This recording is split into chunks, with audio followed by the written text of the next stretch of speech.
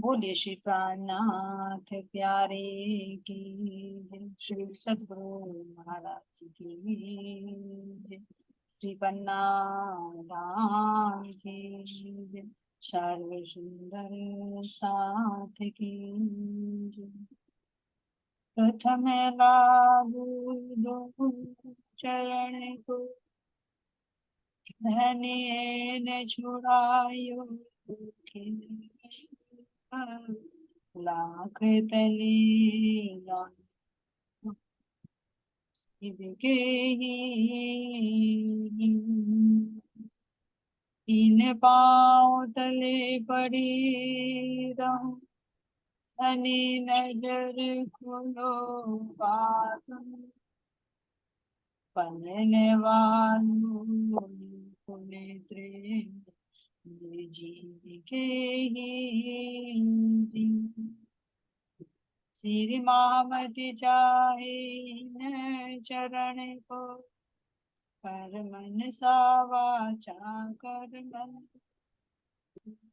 आयो बैठो मेरे संग मेरे जीव के ही जीव मेरे जीव के ही जीव। बोले श्री प्राणनाथ प्यारे की जय। श्री सद्गुरु महाराज की जय। प्राणाधार प्यारे सुंदर साथी, आप सबके धाम नृत्य में विराजमान प्राण प्रियतम प्राण वल्लभ के नीति चरण कोटि कोटि शक्ति प्राप्त। वचन वर्णन करत है लेत है अपने सिर ए मोको जो कहते हैं मोहे चलना इन पर मोहे चलना इन पर। शाह जी स्वामी लालदास जी महाराज जी कह रही हैं कि जब इंद्रावती सखी श्री मेराज ठाकुर जी के अंदर जो विराजमान है वे धनी देवचंद जी महाराज जी से जाकर विनती करती है कि हे सतगुरु महाराज जी मुझे मेरे विकार बताइए ताकि मैं उन विकारों को निकाल सकूं। तो वे जो कहते हैं कि तू तो परम धाम के इंद्रावती सखी है तेरे अंदर कोई विकार नहीं। तो जब वे इस तरह से कह देते हैं तो फिर भी अंदर में एक तरफ एक लगन बरकरार है। अब इतनी बात सुनकर वे कहते हैं कि मुझे दृढ़ निर्णय लेना है कि मेरे अंदर कोई विकार नहीं है। तो सतगुरु महाराज जी जो जो मुझे कहते हैं मुझे उस पर चलेंगे। तो जो सतगुरु महाराज जी चर्चा करते और वे फिर सुंदर साथ को सुनाते चर्चा की अर्चा करते तो सुंदर साथ को भी कहते हैं कि तुम्हें भी ये फॉलो करना है जो सतगुरु महाराज जी ने कहा और मुझे भी करना है। सबसे पहले तो मुझे अपने सिर पर क्यों सुंदर साथ जी क्योंकि कहते कि धाम धनी मेरे लिए कह रही और रियलिटी में सुंदर साथ जी। अब यहाँ पर जैसे सतगुरु महाराज जी चर्चा करते बताते भाई अपनी इंद्रियों पर नियंत्रण रखो बाहर से अपनी वृत्ति को हटाओ परम धाम में अपनी सुरता को लगाओ। तुम देखो खेल देखने के लिए आए हो यहाँ रमने के लिए नहीं आए हो। ये तो ठोर ऐसा है जहां पर तुम इतना लाभ ले सकते हो जो परम धाम में भी नहीं देते। तो ये जो शब्द हृदय में जाते तो ये कहते कि मेरे सतगुरु महाराज जी जो मुझे समझा रही है वो मुझे व्यवहार में लाना ही लाना है। तो यहाँ पर जितनी भी बातें होती उनको कह रही हैं यह विचार करके साथ को दिखावत अपने दिल विचारत ही मुहे करनाइत।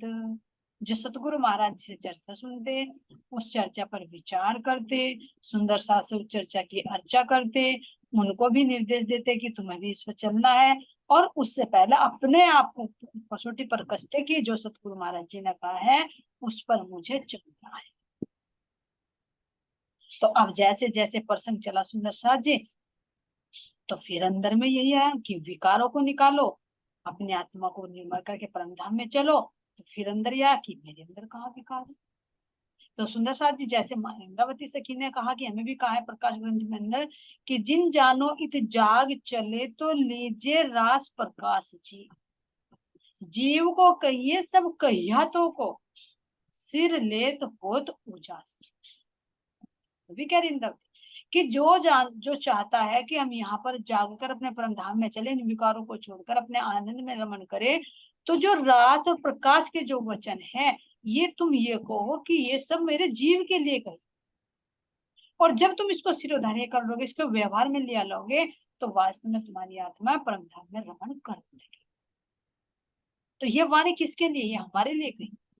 चलने हैं सो तो आए सही, पर पिछले कारण ये वाणी कही, तो पिछले हम ही तो हैं, तो हमारे लिए तो ये वाणी कही। ये बीतक साहिब किसके लिए लिख पाए? हमारे लिए।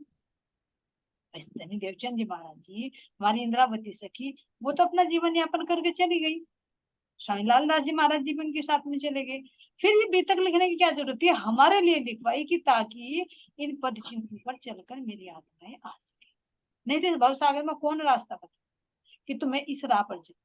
तो ये धामधनी की मेहर है कि अपनी चलनी भी हमारे लिए लिखवा के गए, ताकि उन्हें पता चल जाए कि किस किस तरह से तुम्हें चल।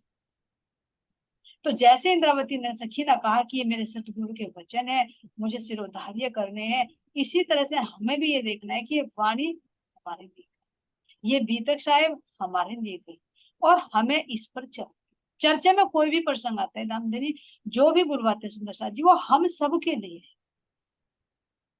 किसी एक के लिए नहीं, वो सबके लिए। तो किसी भी प्रसंग को ये ना ले कि उसकी तरफ है या उसकी तरफ है, वो सबके। अब वो तो धामधनी देखते हैं कि कहाँ पर क्या बीमारी है, उसका ट्रीटमेंट मुझे कैसे कहाँ पर करने वाले सब। तो यहाँ पर सुंदर साथ जी इंद्रावती सखी कहती है कि जो मेरे सतगुरु महाराज जी ने मुझे बताया है, मुझे उन पर 100% चलना है। तो अब ये कह रही हैं, तिस वास्ते अपने मन पर करते बड़ा जुलम, कष्ट अपने आकार को जगावे अपनी आत्म। अब जैसे जैसे सतगुरु महाराज जी की चर्चा सुनते, अंदर में विरह उठता कि मेरे सतगुरु कह रहे हैं कि अपने अंदर के विकारों को देखो, अपने गुण इंद्रियों पर नियंत्रण करो, उन्हें संसार की तरफ प्रवाहित मत होने दो। तो अब यहाँ पर फिर चिंतन करने लगे कि मैं अपना आत्मनिरीक्षण। तो सबसे पहले किस पर कह रहे हैं? किस वास्ते अपने मन पर करते बड़ा जुल्म। मन पर जुल्म, जुल्म का मतलब अत्याचार कर, अत्याचार का मतलब किसी को उसके सुख से वंचित कर। अब मन पर क्यों जुल्म होगा? सबसे पहले साझी देवी, हमारे शरीर के अंदर 5 ज्ञान, आंख, नाक, कान, जीभ, ठीक है। अब ये 5 ज्ञानेंद्रिया क्या करती है? बाह्यमुखी होती है, इनका स्वभाव अंदर की तरफ को नहीं जाती, बाह्यमुखी, बाहर से ही अपना अपना आहार लेती। देखा, आंखों को बाहर का ही दृश्य देखना, कानों को बाहर की दूसरे की बातें सुनना कितना अच्छा लगता है, परमधाम की बात सुनना अच्छा नहीं लगेगा? संसार की बातें सुनना अच्छा लगता है। तो इस तरह से सुंदर साथ जी यहाँ पर चाहे कोई सी भी नृत्य, आंख को देख ले, नाक को देख ले, कान को देख ले, जीभ को देख ले, त्वचा को देख ले, कोमल कोमल स्पर्श चाहिए, बढ़िया बढ़िया सुगंधी चाहिए, स्वादिष्ट व्यंजन चाहिए। तो ये सारी इंद्रियां बाह्यमुखी होती है, और जब इनको इनका आहार मिलता है तो मन बड़ा प्रसन्न, क्योंकि मन क्या है? इनका राजा है इंद्रिय। तो वैराग हमने बहुत अच्छी तरह से समझा ना, बाहर से तो समझा, प्रैक्टिकल कि इन इंद्रियों का राजा कौन है? मन। अगर इनकी इच्छा अनुकूल बाह्य साधन मिल जाए तो मन बड़ा प्रसन्न, और अगर आत्मा का विषय चलता हो तो मन को अच्छा नहीं लगता, फिर वो क्या करता है? चर्चा चलती रहेगी और वो कहाँ छोड़कर वो घूमने चला जाएगा, रिश्तेदारी में चला जाए, किसी के घर में पहुंच जाए, अपने घर में पहुंच जाए, इतनी गंदी गंदी जगह जाकर बैठता है ये। और बैठा है शरीर चर्चा में बैठा, लेकिन मन कहीं।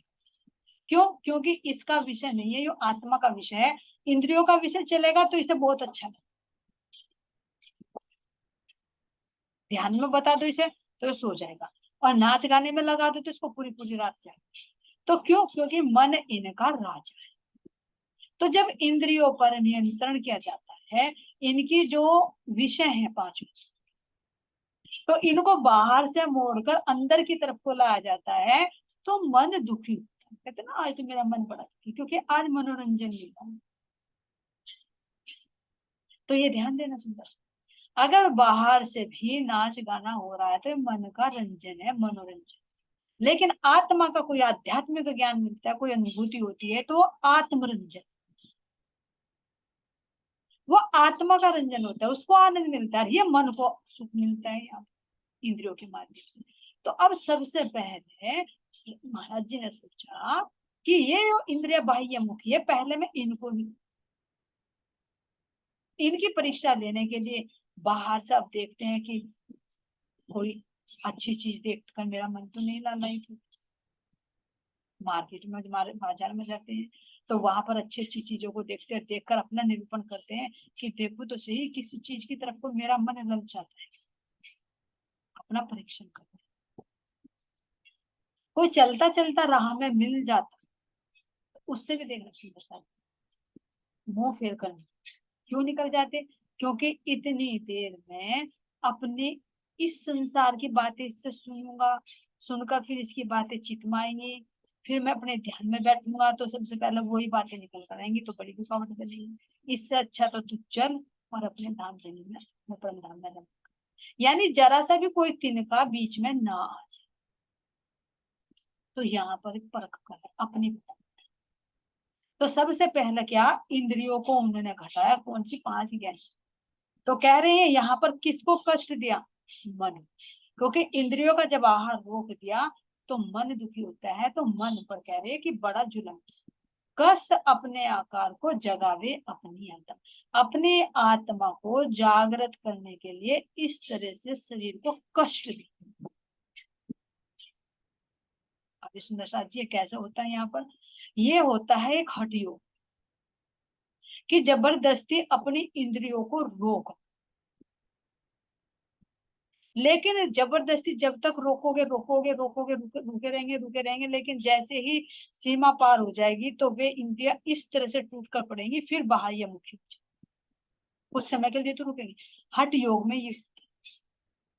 तो यहाँ पर भी सुंदर सा देखा जाता है कि जैसे कहते हैं अरे कोई बात नहीं, अच्छा खाओ, अच्छा पहनो, अच्छा करो, बुढ़ापे में तो इंद्रियां कमजोर हो जाएंगी तो खुद ही छूट जाएगी। लेकिन ये भ्रम है, कैसे छूट जाए, जब हम पूरे जीवन उस इंद्रियों को वो आहार दे रहे हैं, तो भले ही इंद्रियां कमजोर हो जाएंगी, लेकिन अंदर चित्त में तो वो संस्कार चले जाएंगे ना, अभी बताया, क्योंकि जीव संस्कारों को लेकर नहीं, फिर दूसरा शरीर धारण करेगा, जो इच्छा अधूरी रह गई वो इंद्रिया फिर दूसरे शरीर में धन कारण उसकी इच्छा पूर्ति करेगी, चाहे वो अच्छा भोजन की हो, चाहे वो अच्छे व्यंजन देखने की हो, किसी में भी हो सकता है, कितनी इंद्रियां, सारी इंद्रियों में से कोई सा भी विकार हो। तो वृद्धावस्था में क्या होता है, इंद्रिया तो कमजोर हो जाती है लेकिन इच्छा फिर भी बरकरार है ना। तो इसीलिए तो जो चलता है ना कि भाई सुन्नी जमात है कि किस किस तरह से सुन्नत करना है, इंद्रियों को वश में करना है, वो खतना करके काट के नहीं, उनके विकारों को काट, और इनका सिरदार कौन है, मन। देखना, तो जब तक मन को नहीं संवारा जाएगा तो इंद्रिया भी रुकने वाली नहीं। तुम रोक लो, थोड़ी देर के लिए रोक लो, जैसे मान लीजिए कोई पानी है, तुमने उसका प्रवाह को रोक दिया, लेकिन जैसे ही वो खुलेगा तो तुरंत कितनी तेजी से भागेगा। इसी तरह से कोई चीज, जैसे मान ली कोई बीमारी है ना, और डॉक्टर ने मना कर दिया कि भाई मीठा है, तला हुआ चीज नहीं खानी, और जिस दिन डॉक्टर कह देगा कि आज खा ले, तो कितने टूट कर। तो इसी तरह से हठ योग में ये साधना होती है कि जो भी देवचंद जी महाराज जी भी हठ योग से आए हैं, कर कर आए उनका साधना होगा, कि जब तक हट है जबरदस्ती अपनी इंद्रियों को रोक रखा है, लेकिन जैसे ही वो बांध टूटेगा फिर वे इंद्रियां संसार की तरफ को प्रवाहित हो जाती। तो इसलिए महाराज जी कह रहे हैं कि इनको जबरदस्ती नहीं रोकना, पहले इनका जो सिरदार है मन, उस मन को संभाल, उस मन को कैसे, संसार से हटा के परमात्मा की बातों में लगाना है, परमात्मा के प्रेम में लगाना, तो ये इंद्रियां स्वतः ही नियंत्रण, क्योंकि जहां सिरदार, जैसे देखा ना युद्ध में सेना होती है, अगर सेनापति भाग जाए तो सेना कहाँ रुकेगी, जब तक सेनापति डटा हुआ, तो सेना के जो सैनिक हो वे भी लड़ते रहते हैं, उनके अंदर भी एक बल होता है कि हाँ भाई ये भी हमारा सेनापति है, लड़ो। लेकिन जहां सेनापति भागता है तो सेना तो तुरंत भागती। इसी तरह से इनका अधिपति कौन है, मन। तो जब मन को हम प्रेम पूर्वक अपने धाम धनी की तरफ को लगाएंगे तो ये इंद्रिय स्वतः ही इधर से हट लगेगी, तो ये होगा प्रेम ही भक्ति। तो यहाँ पर सुंदर साथ जी मन को कैसे लगाना, बुद्धि के साथ में। बुद्धि कब लगेगी? जब वो संसार का ज्ञान को छोड़ के धाम के ज्ञान को सुनेगी। तो इस तरह से ये सारी की सारी सेना किधर को चलेगी? आत्मा के साथ में, क्योंकि बुद्धि चित्त की तरफ को, चित्त जीव की और जीव आत्मा की तरफ को बढ़ना शुरू हो जाएगी। और अगर हमने मन को तो नहीं संवारा, इंद्रियों पर नियंत्रण रखते रहे, तो वो एक न एक तो बांध टूटेगी। तो इस तरह से यहाँ पर कह रहे हैं कि वे अपने आकार को कष्ट देने लगे। मन तो रम रहा है, लेकिन ये फिर भी कह रहे हैं कि मेरी इंद्रिया कहीं बाह्य मुखी नहीं, तो आत्मनिरीक्षण करे। किसके लिए? हमें बता, हमें शिक्षा देने के लिए कि कैसे कैसे तुम्हें चलना है, अपना निरीक्षण कर। तो सबसे पहले क्या आ गया? सबसे पहले होती है ये रस, जीव।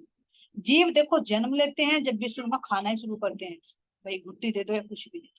और मरते मरते समय भी क्या कहेंगे? मरता मरते भी गंगा जल तो डाल ही दे मुंह में, तुलसी दल तो डाल ही दे। ये रचना शुरू से लेकर आखिर तक चलती रहती है, और सारी जीवन ये रचना ही नाचना चाहिए। तो इसलिए सबसे पहले ये रचना ही कंट्रोल में की। तो कह रहे हैं कि उतरता आहार घटाइया, रहिया पैसे भर दोए, बल घटा इंद्रियन को, सुख चला आकार सोए। अब सबसे पहले क्या कर दिया? अपना आहार कम। अब यहाँ आहार इतना कम कर दिया कि रहिया पैसे भर दो, यानी जितना 2 पैसे में भोजन आता है इतना कम कर दिया। और जब कम करेंगे तो शरीर कमजोर तो होगा ही होगा। भाई वैसे देखो, अगर कोई कमजोर हो तो उसकी खुराक कम होती है शरीर से, और जो शरीर से भारी भरकम हो तो उसकी खुराक भी ज्यादा होती है।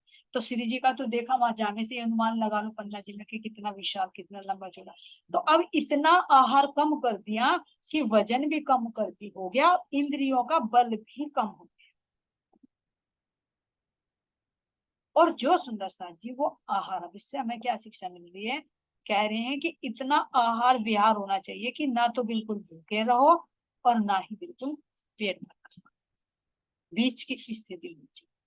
क्योंकि ज्यादा कम खाएंगे तो कमजोरी आ जाएगी, तो कमजोरी में भी चक्कर आएंगे, तो फिर शरीर से साथ कैसे करोगे? पीछे देवचंद जी ने भी देखो देखा कि जब चर्चा आत्मा को आहार मिल जाता तो मैं शरीर को भी भरपूर आहार देता। लेकिन भरपूर का मतलब इतना नहीं कि जो चाह वो ही भर लिया, इतना कि ताकि वो स्वस्थ रहे। तो ना तो ज्यादा खाना और ना ही कम। तो ये सुंदर साथ जी यहाँ पर आहार की भी बात दे रही है कि उन्होंने कैसे अपना आहार घटाया। आहार घटाते घटाते शरीर कमजोर हो गया, कमजोर हो गया तो इंद्रियों का बल कम हो गया, और इंद्रिया फिर बल कम हो गया तो बाहर से हो जाएगा अंदर की तरफ।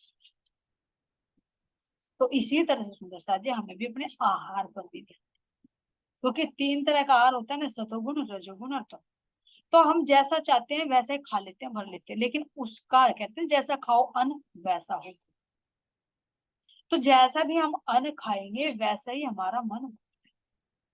जैसे मान लीजिए सात्विक, तो सात्विक में जैसे अपने राजी महाराज जी का भोग प्रसाद है, भंडारा है, वो ले लिया, तो उससे कितनी पॉजिटिव आती है। दूसरा होता है हमारा रजोगुणी, जो हम ब्याह शादी वगैरह में खाते हैं, या किसी की बर्थडे पार्टी हो गई, कुछ हो गई, उसमें राजसी भोजन मिलेगा, सात्विक तो नहीं मिलेगा।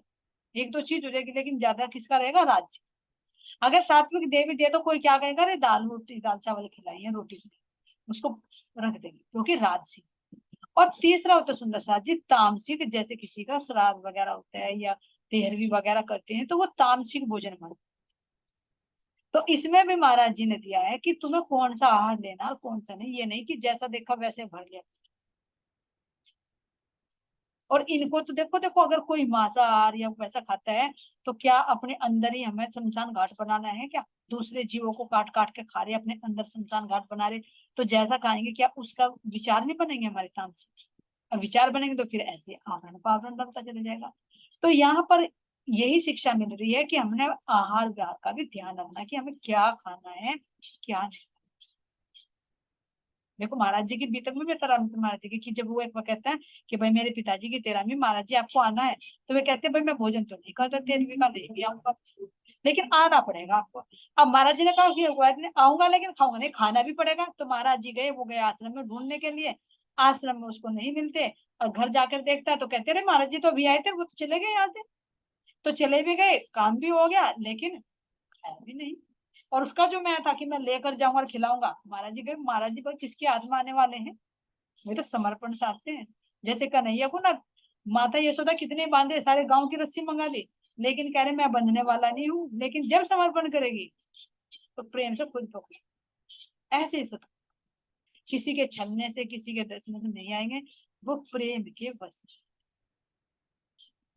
तो ऐसे सुंदर साथ जी हमें अपने आहार वार का भी ध्यान रखना कि हम क्या ले रहे हैं क्या नहीं।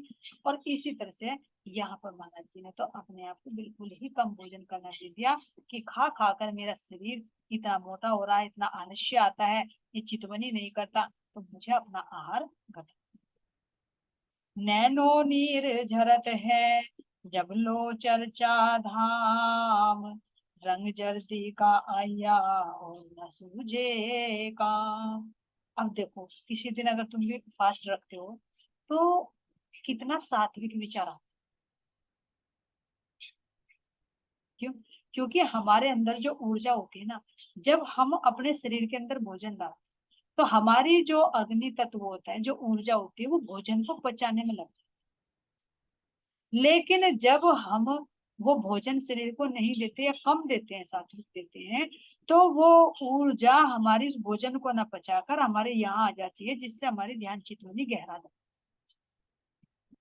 तो इसीलिए तो कहा कि जब नवरात्रे भी चलते हैं भाई निराहार रहो, सात्विक आहार लो, और लेकिन उसमें ये थोड़े कहा कि निराहार रहो फिर रात को पढ़ के सो जाओ। नवरात्रे यानी उसमें अपना ध्यान करके अपनी सूरता को जागृत करना, ध्यान का विधान है रात्रि। तो इसी तरह से जो संत महात्माओं ने व्रत की भी परंपरा जो चलाई है ये कि निराहार रहना, कि ताकि उस दिन तुम शरीर के आहार कम देकर, ताकि वो ऊर्जा जो रोज खाना पचाने में लगती है, एक दिन तुम्हारी वो ऊर्जा उस ध्यान चित्र में लग जाए, तो वो आसान है। तो यहाँ पर जब श्री महाराज ठाकुर जी का तन क्या है, इंद्रियां कमजोर हो गई, बल भी कमजोर हो गया, तो वो सारी ऊर्जा ध्यान चित्त में लगी और बल बढ़ता चला। तो जैसे जैसे सतगुरु महाराज जी से चर्चा सुनते तो उनके आंखों से आंसू आते, क्योंकि अंदर अंदर क्या कर रहे हैं और उनको नहीं पता, कितना आहार घटा दिया, कैसे कैसे ध्यान कर रहे हैं। और जब चर्चा सुनते तो आंखों से आंसू, कि मेरे सतगुरु देख देख कर वर्णन कर रहे, वो कौन सा दिन होगा मुझे मेरा धाम नजर आए। तो जैसे धामधनी जैसे भी वर्णन करते, उनको सुनकर हृदय में आंसू निकलते। तो इसलिए कह रहे नैनो नीर झरत है जब वो चर्चा, जब तक धाम की चर्चा होती, उस धाम की लीलाओं को सुन सुनकर, धाम की शोभा को सुन सुनकर एक विरह हृदय में उठता और उस विरह में आंसू टपक। रंग जर्दी का आया और न सूझेगा। अब रंग भी क्या कर गया, जर्दी, पीला रंग, क्योंकि शरीर इतना कमजोर हो गया कि और कुछ काम करने की इच्छा ही नहीं होती, बस जो ऊर्जा है वो उसमें लगा देते और एकाग्रचित होकर इतनी गहराई में उतर जाते कि वो आंखों से आंसू टपक और शरीर बिल्कुल पीला।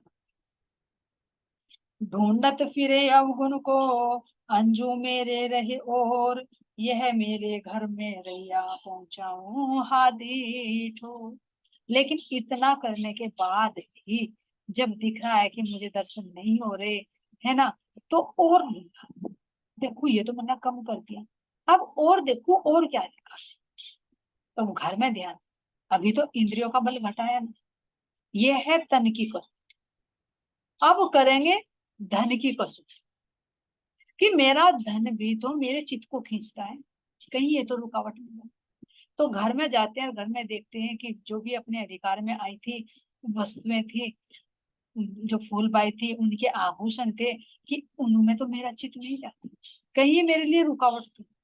क्योंकि वो सुन लिया था ना, जो भागवत में आता है कि राजा परीक्षित को कहा कलयुग ने कि मैं कलयुग में 4 जगह वास करूंगा, तो उनमें एक सोना भी बता, कि एक तो मैं उस घर में जहाँ पर जुआ खेला जाता हो, दूसरा घर वो जहाँ पर मदिरापान होता हो, तीसरा घर जहाँ वैश्यवृत्ति होती है, और चौथा घर वहां जहाँ सोने उसमें बताया कि एक पवित्र जगह दे दी कि जहाँ पर ये स्वर्ण हो, तो स्वर्ण में तुम्हें रहे। तो या यो बात सुनकर कि अरे मेरे घर में तो कलयुग है, तो क्यों ना मैं इसे निकाल के फेंकूं, मैं सतगुरु के चरणों में समर्पित कर दूं। तो जितने भी आभूषण थे वे सब ले जाकर सतगुरु महाराज जी के चरणों में समर्पित करते, और सोच रहे हैं कि मेरा चित्त कहीं इनकी तरफ तो नहीं खींचता। विचार, जब हम ध्यान में बैठते हैं, हमें तो कहीं अपनी बाली, कहीं अपने कुंडल, कहीं अपने नेकलेस वे नजर आते,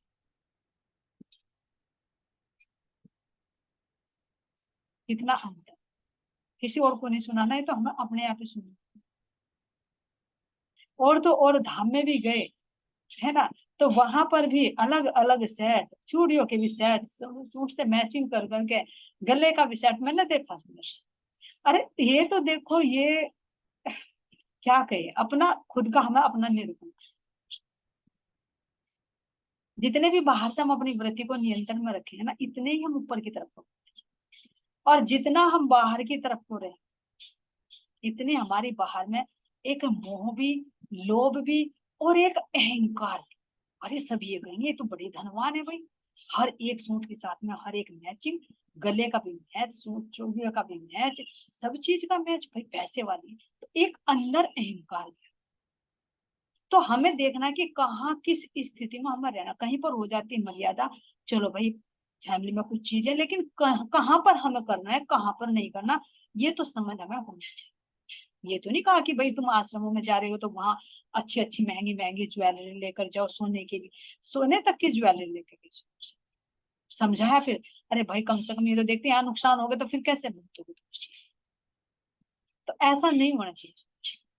ये महाराज जी हमें खुद शिक्षा दे रहे हैं कि उन्होंने आत्मा जागृत करने के लिए जो घर में रखी ज्वेलरी वो सतगुरु के चरणों में समर्पित कर दी। तो हम समर्पित नहीं कर सकते, कम से कम हमने चित्त से तो अलग रख सकते हैं, घर में ऐसे रखो कि कहीं जरूरत है तो उसको इस्तेमाल कर लो। लेकिन जब हम अपने धाम पर जा रहे तो जितनी बाहर की चीजों को दूर रखें। आश्रमों में खुद लिखा रहता है कोई कीमती चीज ना लेकर, क्योंकि हमारा ध्यान फिर वहीं रहे। ये देखो मंदिर में भी जाते तो चप्पलों पर कितना ध्यान कि बाहर चप्पल निकाल दे भाई, वो तो चप्पल की बात है, तुम अपनी ज्वेलरी लेकर आए हो तो ये देखो फिर कहाँ ध्यान जाएगा। और महाराज जी अभी आ गएंगे, पट पहरे खाए चिकना हेम जवेर श्रृंगार। जब हम अच्छे अच्छे वस्त्र पहन लेते थे, आभूषण पहन लेते हैं, तो एक अंदर अहंकार खड़ा होता है। सुंदर सा फीलिंग करके देखना, इसको फीलिंग करके देखी मैंने, तब बता रही। चौपाई आई थी, चौपाई को फिर मैंने प्रैक्टिकल करके देखा तो उसमें हुआ।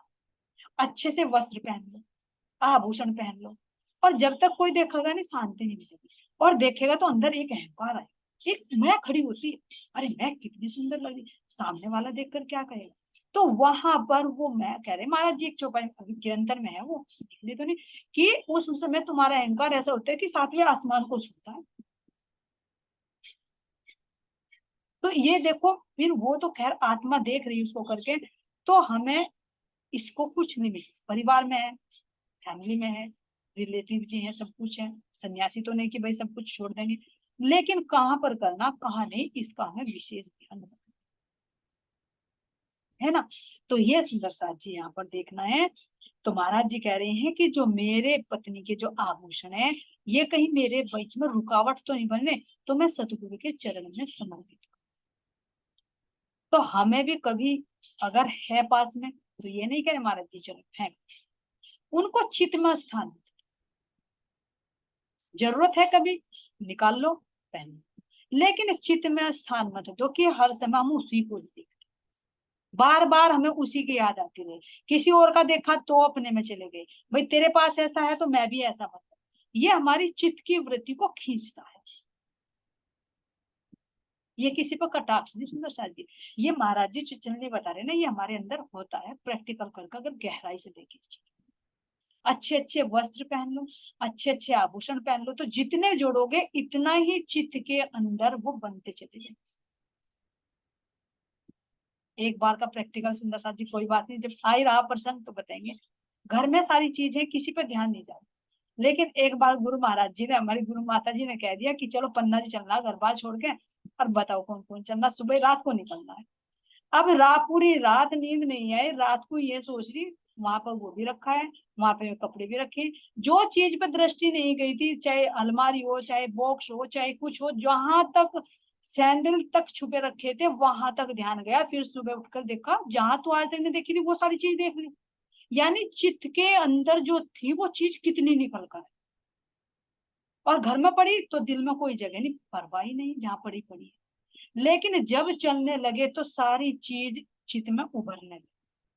तो उभर कर अब जब चलने लगे तो उन सबको निकाला, छोड़ छोड़ दो इन सबको, मोबाइल भी छोड़, छोड़ के जाके 4 बजे फोन टिकट करे, चलो भाई कहाँ चलना। अब मैं क्या कहा, मैं तो मजाक कर रही थी। ये देखो मजाक कुछ नहीं, वो हमारा प्रैक्टिकल था, वो दिखाना था हमारा। अरे कहाँ जाओगे, अपने घर में धाम बनाओ, अपने घर में पन्ना बनाओ, यही अपने राज्य महाराज जी को अपने दिल में बसाओ, कहीं बाहर नहीं अंदर। वो तो मैं मजाक कर रही थी। अब ये सुंदर साथ जी, ठीक है मजाक करी, लेकिन मजाक में बहुत, जो पूरी रात आराम से सोते थे, परम धाम का चिंतन करने थे, वो माया की चीजों का चिंतन करने लगे, क्या ले जाना क्या छोड़ना। आखिर महात्मा ने कहा सब कुछ छोड़, मोबाइल को भी छोड़, कुछ नहीं लेकर जाना। लेकिन अब ये देखिए, अगर यहाँ तो छोड़ दी, लेकिन बाहर जाएंगे तो वो सारी चीज चित्त में जो है ना वो रिकॉर्ड। तो घर में रहते रहते उन चीजों का हमारा ध्यान नहीं है, लेकिन जब हम बाहर जाते हैं तो हमारे चित्त में वो उभर उभर कर आते हैं। तो इसीलिए इंद्रावती सखी भी सोच रही है कि कहीं ये चीज मेरी रुकावट तो नहीं बनी, तो मैं इन्हें भी क्या करूं, सतगुरु के चरणों में समर्पित कर। तो हमें क्या करना सुंदर साथ जी, चित्त में नहीं रखना, घर में बनी। अगर कहीं चलना भी पड़ जाए तो उन पर गौर ना करो, जैसे भी है, जिसकी है जो प्रॉपर्टी, बच्चों की है, पति की है, जिसकी है, जो अपने अपना इस्तेमाल। अगर अब प्राण निकल जाए तो क्या लेकर जाएंगे, ये नाक के कान के भी सब निकाल निकाल लेंगे तुरंत, आर्टिफिशियल पहना दें। तो रखो वो की क्या चिंता करे, जब अपने तन की वो पता की उतार लेंगे। तो इसलिए महाराज जी कह रहे हैं कि अपने आप को परखो, कि जब तुम चितवनी में ध्यान में बैठते हो तो तुम्हारे चित्त में क्या क्या चीज आती है, और जो भी चीज आती है तो उसको निकाल, फिर उसकी परवाह। तो यहाँ पर कह रहे हैं कि इस तरह से वे अपने अवगुण ढूंढने लगे कि मेरा चित्त किसकी तरफ को खींचता है। तो हमें भी ये परखना है कि हमारा चित्त किसकी तरफ को खींचे। तब घर के भूखण कोई रहिया स्त्री के पास, तो भी चित्त में अवगुण आया दिल में खास। अब घर में जो भी आभूषण रखे, उन सब की तरफ चित गया कि शायद ये आभूषण भी मेरे मार्ग में रुकावट, तो क्यों ना मैं इस माया को भी सतगुरु के चरणों में ही समर्पित। तिनको भी काढ़ के अर्ज करे आगे हादी, तब अवगुण काढ़ के ये दिल आवे साहेदी। तिनको भी काढ़ के मैं अपने सतगुरु के चरणों में समर्पित कर दूं। और जब सतगुरु महाराज जी के चरणों में गए तो मेरे और कहा कि हे रामधनी, मेरे अवगुण तो मेरे अंदर अवगुण क्या है, मुझे तो ये कमी लग रही थी, मैंने ये आभूषण भी मेरे चित्त को ये खींचते हैं, इसलिए इन्हें आप दे दीजिए। क्योंकि पहले तो बहुत बहुत आभूषण होते थे ना, घड़ों में भर भर कर लोग दीवारों में जमीन में गाड़ते थे। तो क्यों, क्योंकि उन पर ध्यान ना जाए। अभी तो छोटी छोटी, पहले तो बहुत सोना चांदी होते थे। तो उस समय सुंदर साथ जी आकर वे कहने लगे कि इन आभूषणों को लो और अपनी कृपा करके मेरे मन को मेरे अंदर के विकारों को, मेरे आगे मन की मैं देखो परख, बाजार ही में चलते कहूँ चले ले हरक। अब से महाराज ठाकुर जी के मन में आई कि मैं अपनी पवित्रता को भी परख, देखो तो ये कितना निर्मल है। तो बाजार में जब जाते देख कर किसी चीज पर तो मन लालायित नहीं होता, तो उसको भी नियंत्रण, बहुत बड़ी कसौटी है। हम तो 1% भी चाहिए इसके सुंदर साथ। बाजार में को निकलेंगे ये रहेगा, रे रसोई में से कपड़े यही ले ले, ये सामान ले ले। तो यहाँ पर महाराज जी यानी जब अंतर आत्मा की यात्रा होती है तो बाहर से हमें कितना ग्रो करना पड़ता है, ये दिखाओ। तो बाजार में जाते सगे संबंधी कोई रिश्तेदार मिल जाता, उससे मुंह फेरते, और हमें कहीं दूर से मिल जाए, हाँ भाई आजा आजा, राजी खुशी। हाँ वो पड़ोसी भी तेरा राजी खुशी, अरे उसके घर में उसकी बहू आई थी, वो ठीक ठाक रह रही, कुछ हो गया नहीं हो गया। इस तरह से सुंदर जी हम तो बुला बुला कर वो उसके गले मुद्दे उठाते हैं। लेकिन महाराज जी यहाँ पर कह रहे हैं कि कोई मिल जाता तो उससे भी मिलते। हम है नहीं बिल्कुल उल्टे लगा, हमें तो अपना बिल्कुल उल्टा लगा, महाराज जी ऊपर की तरफ को जा रहे हैं, हम नीचे। तो ये कसने बाहर से नहीं है, अंदर से ही है ना। परख ऐसी करे मन की, खींचे बहु वचन, अजहू रही सरीखी, मान रे चंडाल मन। अपने मन की पवित्रता को परखने के लिए इस तरह से अनेक, कहीं खाने की वस्तु में, कहीं पहनने की वस्तु में, कहीं सजावट की वस्तु में, कहीं में मेरा मन तो नहीं जाता, तो परख कर, और मन जाता तो फिर उसको वहीं पर समझे। राह माहे चलते, कोई सामे मिलिया यार, तो मुंह फिराए के चले, दिन बीच पड़े परवरदिगार। अरे मेरे धनी के बीच में जो मीठी मीठी बातें होती है, तो उसके बीच में मैं क्यों रोड़ा अटकाया, इससे अच्छा तो मुंह फेर कर, क्योंकि ये कसी। तब श्री धाम मुंह आगे, फिर बलिया है गिरद, अपना आपा देखिए, किया आकार को रद। तो इस तरह से जब सतगुरु महाराज जी इस तरह से कसली कसली शरीर को, मन को, इंद्रियों को, चाहे कोई सी भी इंद्रिय का विषय, उन सब पर नियंत्रण करने लगे। ये तो मेन मेन बातें लिखी है सुंदर शाह जी जो लिख सकते, अंदर में तो बहुत होता है, हम देख। तो उन सब पर एक एक चीज पर नजर, कि मेरा मन किसकी तरफ को भागता है, मेरे और धनी के बीच में क्या रुकावट है। तो जब ऐसी बहुत बारीकी से परखने लगे, तो थोड़ी सी परम धाम की एक झलक, और क्या रे, तब श्री धाम मोह आगे, फिर बलिया है गिरद। इस प्रकार जब कठोर साधनाएं करते और अपने शरीर को पूर्ण रूप से जर्जर कर लिया, पीला रंग पड़ गया, इंद्रियों का भी विषय विकार कम हो गए, है तो नहीं थे लेकिन फिर भी जो बाह्य मुखी थे, हमारे अंदर तो बहुत है, उनके अंदर तो नहीं थे, लेकिन फिर भी जो बाहर उनका विषय था, उन विषयों को भी नियंत्रण, और नियंत्रण में करके अपना आपा देखिए किया आकार को रद। जब अपने आकार को, अपने शरीर की, अपने मन की, अपनी इंद्रियों की सारी वृत्तियों को नियंत्रण में कर लिया और ध्यान लगाया, तो परम धाम के 25 पक्षों की एक झलक, जो इच्छा, इतनी कसम। लेकिन अभी पूर्ण रूप से तो वर्णन तो नहीं होना, इच्छा थी ना कि मैं धाम को देखूं, और धाम को देखकर जैसे मेरे सदगुरु वर्णन करते हैं मैं भी वर्णन, लेकिन अभी वर्णन नहीं होगा उनसे, क्यों, क्योंकि अभी हुक्म नहीं।